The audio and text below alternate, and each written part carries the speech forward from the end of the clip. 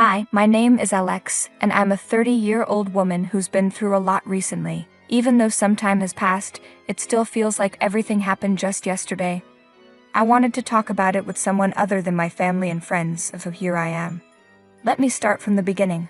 I was born much later than my sister. She was 16 years old when I was born.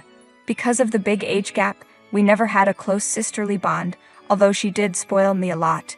It felt like she treated me more like her own child than her sister. By the time I was old enough to remember anything, my sister was already off to college. When I was 10 years old, I attended her wedding. She was already pregnant at the time, so I was excited not just for the wedding, but also to meet my niece and have another kid to play with. 5 months after the wedding, my niece Tori was born. I still clearly remember visiting her in the hospital right after she was born. I was so excited to see her little face and felt an overwhelming amount of love for her. After Tori came home, I spent as much time as possible with my sister to help take care of her. As the years went by, my love for Tori only grew. I would always offer to babysit whenever my sister needed help. Instead of thinking of each other as aunt and niece, Tori and I felt more like siblings. That's why it was so hard for both of us when I had to move to a different state, Florida, to study and work. But I made sure to always call home and stay in touch with my family, especially Tori. The distance didn't break our bond. In my last year of university, I met my husband, Caleb. He was the star football player, and I still don't know how I caught his attention since I wasn't into sports at all. I spent most of my time reading in the library, but one day Caleb found me there and started talking to me. What I loved most about him was how confident and charming he was. Later, after we were together for a while, he told me he was actually nervous to talk to me, but I never would have guessed that from how confidently he approached me. We went on several dates and quickly realized that even though we had different interests, we fit well together. We shared the same sense of humor and spent all our dates laughing until our bellies hurt. It didn't take long for us to make our relationship official. I always made it clear to Caleb how much I loved my family, so we met them through many video calls. The only person I didn't tell about Caleb was my niece Tori. Even though Caleb had met almost everyone important in my family, he hadn't met Tori yet. I did talk to him about her a lot though. One day, Caleb asked why he hadn't met my niece, even though I talked about her so much. I told him, "Babe, I haven't introduced you to Tori because she's just 11. I want to protect her innocence from my adult life." He replied, "I don't think 11 is too young. I'd like to meet her and be part of her life too.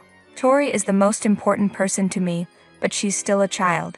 She doesn't need to be involved in my romantic life," I explained. "It feels like you're keeping me separate because you doubt our relationship's future," he said. "What? That's not true at all," I assured him. "You're afraid of introducing me to Tori in case things don't work out between us. You don't want to introduce her to someone who won't be a constant in her life," he continued. "You've got it all wrong. It's about protecting her, not doubting us," I said. "All right, fine, let's drop it. Just understand that I see a long future for us, but I'm just not ready to mix our worlds yet," I explained. I understood why Caleb was upset, but I wasn't ready to involve Tori in this part of my life yet. I wanted to protect Tori's innocence, even though deep down I knew I wasn't really doing that. In my mind, she was still that little baby I first met in the hospital, and I wanted to keep seeing her that way at least until she became a teenager. 2 years after we graduated from college, Caleb asked me to move in with him, and I happily agreed. I was thrilled to live with the man I was so deeply in love with. During this time, I also met all of Caleb's family. Caleb was still a little hurt that I hadn't told Tori about him yet, but he chose to let it go instead of bringing it up. I could tell he was still bothered by it because he would briefly mention it before dropping the subject.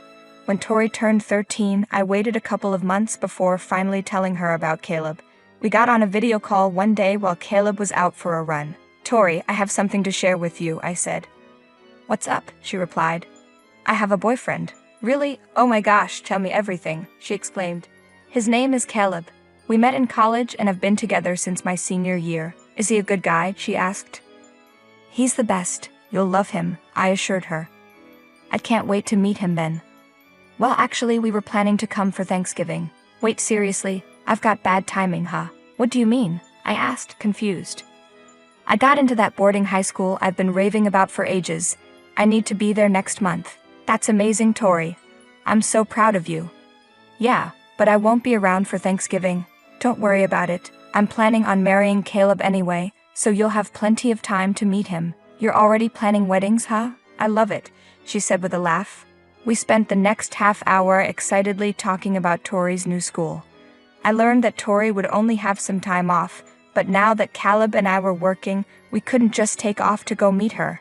And when Tori was at school, she wasn't allowed to use electronics for long periods. Tori was fine with that because the school had so many extracurricular activities that would keep her busy and tire her out by the end of the day. I was excited for her to experience new things. When Caleb came back from his run, I told him about the call. Once again, he was disappointed that he missed meeting Tori, but he felt better knowing that I was ready to introduce him. He didn't mind waiting because he knew I wasn't purposely keeping him away from the most important person in my life. A couple of months later, while we were visiting my family for Thanksgiving, Caleb decided to propose to me. I couldn't have imagined a better time for him to do it. He knew how much I wanted my family to be there during my big moments. I said yes with the biggest smile on my face and tears streaming down my cheeks. We got married within the next year. Tori, of course, heard the news and sent a text congratulating me. Caleb and I spent the next year meticulously planning our wedding. We wanted everything to be perfect. Since Tori was still at school, there was no way for her to attend the wedding. I was crushed that she couldn't make it, but I knew her education was more important than an event like a wedding. Plus, Caleb comforted me by saying we could have a small ceremony after Tori graduates to replicate our wedding. The wedding was a grand affair. Everyone laughed and cried, and I felt like the luckiest girl alive. The love and support I received that day were beyond anything I could have imagined. I truly believed that the rest of my life would be blissful because I'd get to spend it with Caleb. And for the first year of our marriage, that was true. But then things started to go downhill. We both had stable 9-to-5 jobs, made good money, and lived comfortably. We were never really interested in having children, so that wasn't something we had to plan for. So it came as a surprise when one night while we were lying in bed, Caleb asked if he could start working overtime. "Babe, there's something I need to talk to you about," he said. "What's up?" I asked, a little concerned. "I've been thinking about taking up overtime at work," Caleb said one night as we lay in bed. "Overtime? Why the sudden interest?" I asked, surprised. "I've been aiming for a promotion for a while now, and the extra money could help us," he explained. "I love that you're passionate and ambitious, but we're already comfortable," I said. "I know, but I think we can do even better," he replied. "I love our time together, just relaxing after work and on weekends. It means a lot to me," I told him, hoping he'd understand. "I value that too, but I see the potential for more," he said. "It's not about potential, it's about quality of life. I want to enhance our quality of life through hard work," he insisted. "I respect your choices, but I'm not happy with this decision," I admitted. "I'm doing what's best for both of us," Caleb said, then turned over and turned out the light after wishing me good night. I was left awake with my thoughts, feeling upset that Caleb had made this decision without really discussing it with me. We didn't need the extra money. Both of us were able to save a good amount each month. We had made smart investments and had our retirement funds set up. We lived comfortably, so I didn't understand why he felt the need to work more. But I figured that if Caleb was happy, I would be happy too. The next few months were torture for me. Caleb started coming home late and was usually too tired to do anything. He'd eat dinner and go straight to bed. He even worked on Saturdays and spent Sundays sleeping. I barely saw him properly most days, and I missed spending time with my husband. I tried talking to him about cutting back on work, but he always brushed me off, saying it was for our benefit. Eventually, after 6 months of this, Caleb did get promoted. I thought this would mean he'd have more flexibility with his time. While he did get more flexibility, it came with constant business trips. Every other week, he was flying out of state. It got to the point where it felt like I wasn't living with my husband anymore, just a roommate I barely knew. I didn't know what to do. One month, Caleb hadn't been home for more than 2 days, and that was my tipping point. I broke down in front of him, asking why he never spent time with me anymore. "Seriously, Alex? You're being so dramatic," he said, annoyed. "I'm not being dramatic, I'm just expressing my feelings," I said, hurt. "Well, you're being selfish." I'm working hard for a better life for us, he shot back. I never asked for any of that. All I want is time with you, the simple things we used to do, I pleaded. Right, because sitting on the couch watching junk TV is so fulfilling. Stop being ungrateful, he snapped. You're calling me ungrateful? I appreciate your hard work, but it's tearing us apart, I said, my voice shaking. If I waited for you to tell me what to do, I'd be stuck doing nothing in life, he retorted. Do you really think I'm holding you back? I asked, shocked. You settle for less, you're happy with the bare minimum. I'm not like that. I want more from life, he said, his frustration clear. I'm not settling. I'm content with what we have because it's enough for me, I tried to explain. And that's your problem. You're too lazy to chase after better things, he said harshly. I'm not greedy, Caleb. I value what's important over constantly working myself to the bone, I replied, tears filling my eyes. You just don't get it, do you? He said, storming out of the house, leaving me standing there, overwhelmed by a flood of emotions. How could Caleb treat me this way? How could he look at me with such disappointment when he used to see me as the light of his life? I let it be for a while, trying to process everything. Eventually, Caleb's business trips became so frequent that he barely lived with me anymore. My hurt numbed me entirely. I stopped talking to everyone as I sank deeper into depression. What pulled me out of my depression was a call from an unknown number. At first, I ignored the calls, but they were so persistent that I finally answered. I cautiously said, "Hello." "Hello, Alex, it's me, Tori," the voice on the other end said. "Tori? Oh my goodness, it's really you. How have you been? How come the new number?" I asked, surprised but thrilled. I know, it's been too long. I lost my phone and had to get a new one. Plus, it helped that I lost it right around the time I graduated high school. I'm so sorry I haven't kept in touch. Life got busy, and I let time slip away, she explained. Don't worry, I've been swamped too. Even keeping up with my own mom was tough. So, how come the sudden call? I asked, curious. I picked a university in Florida, Alex. I'm actually in Florida now, she said. No way, that's amazing. I'm so happy you're close by. We have to meet, I said excitedly.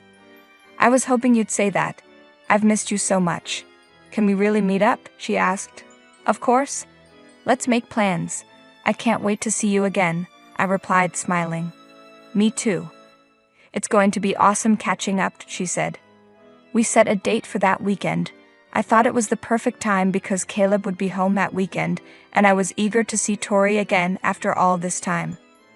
I realized that Tori's university was only an hour's drive from where I lived, so we could meet up more often. That night, I called Caleb to share the news, but he didn't seem to care. I got upset and asked, "Why aren't you excited about meeting Tori? After all this time, I've realized I'm never really a priority for you. You kept me hidden from someone so important to you with some silly excuse." Caleb responded, "That's not true. I don't think my feelings about this are silly. Can't we just forget about it for now? I still want you both to meet." "It doesn't matter now," I said. "But could you at least be nice when Tori's here? I don't want her to see our problems." "Oh, so now you care about appearances. When will you be honest with her?" Caleb shot back. "It's not about that. I just want her to see the good parts of us." "Good parts, huh? Doesn't seem like there's much of that left these days," Caleb said, walking away. I couldn't understand why Caleb was being so difficult. I wasn't asking for anything unreasonable. I would have said the same thing if any other family member was visiting. I decided not to think about it too much because it only made me feel worse. When the weekend arrived, I greeted Tori with a big hug and teared up seeing how much she'd grown. We had 2 hours alone before Caleb came back from his trip, and during that time, we caught up on everything we'd missed. We laughed and cried together as we remembered the past. When Caleb finally came home, he went to freshen up in the bedroom. When he came back to the living room, he kissed me and then introduced himself to Tori. Tori looked confused as she shook his hand. "How have you been, Tori?" Caleb asked. "I've been all right," Tori replied. "Well, that's good to hear. I've always wanted to meet you. Alex talks about you all the time, but she never let me meet you before." "Yeah, I've been meaning to see you too. I'm glad we finally got the chance." "What university are you attending?" Caleb asked. "I'm going to New College of Florida." "Oh really? Sorry, but you look familiar. I can't figure out where I might have seen you before, Caleb said. Tori hesitated. I'm not sure. You just look familiar. I noticed Caleb looked panicked. He was sweating and trembling. I asked him if everything was okay, but before he could answer, Tori gasped and pulled out her phone. I looked at both of them, confused, wondering what was going on. I asked Tori and Caleb to explain what was happening. Caleb didn't say anything and tried to leave, but Tori stopped him, saying he wasn't going anywhere. I looked at Tori, confused, as she showed me her phone and asked me to look at the photos on it. In the photos, I saw text messages between two people who seemed like a couple. I was puzzled and asked Tori what this was about. Tori explained that she had made a friend at university. When they went to a party, her friend mentioned she was dating an older man named Caleb. Tori showed me several pictures of this man, and I realized that it was Caleb. I asked Caleb if this was true. He tried to deny it and said, "Are you really going to believe a young girl over your husband? You're just avoiding the truth." Tori responded, "There's proof from texts with my friend, but the messages only have a contact name, not a number, so it's hard to confirm it's him." She then showed me more pictures of Caleb on dates with her friend. My heart broke with each photo. I couldn't understand why Caleb would do this. We had been going through a rough patch, but I had hoped we could work things out. I turned to Caleb with tears in my eyes and asked him how long he had been having the affair. Caleb looked away and didn't answer. Tori, clearly disgusted, said she knew it had been going on for 2 years. My heart shattered. I wondered if Caleb's long work hours were really just an excuse to be with someone else. Then another thought struck me and I felt sick just thinking about it, but I had to ask for my own peace of mind. I asked Tori how old her friend was. Tori replied with disgust that her friend was the same age as her. I couldn't bear to look at Caleb anymore. Not only had he been cheating, but he had been doing it with someone so young. I packed up Caleb's things and threw them at him, telling him to leave. He didn't even try to argue. Once he was gone, I ran to the bathroom and threw up, overwhelmed by the disgust of his actions. I cried for a long time, and Tori stayed by my side, comforting me. She spent the week with me as I took the necessary steps to move forward. I quickly filed for divorce and found a lawyer to report Caleb for his crime of dating and sleeping with a minor. Caleb tried to fight back, but the court sided with me. I got most of our assets, and Caleb was found guilty. He was sentenced to 5 years in prison and ordered to pay a $110,000 fine. I felt a sense of justice and relief. After all the pain I had endured, it was finally over. I was deeply disgusted to have been with a man capable of such terrible actions, but I was glad he was held accountable. I found some comfort knowing that Caleb would always be a registered sex offender and that his life would be greatly affected by his actions. It took me another 2 years to fully heal, but I grew stronger from the experience. I moved back to my home state and spent time recovering with my close friends and family. In the end, it was my family who supported me and helped me find joy again. I share my story to remind you that no matter how difficult things get, there is always hope. I'm still healing, but I'm no longer haunted by Caleb's betrayal. Thank you for listening.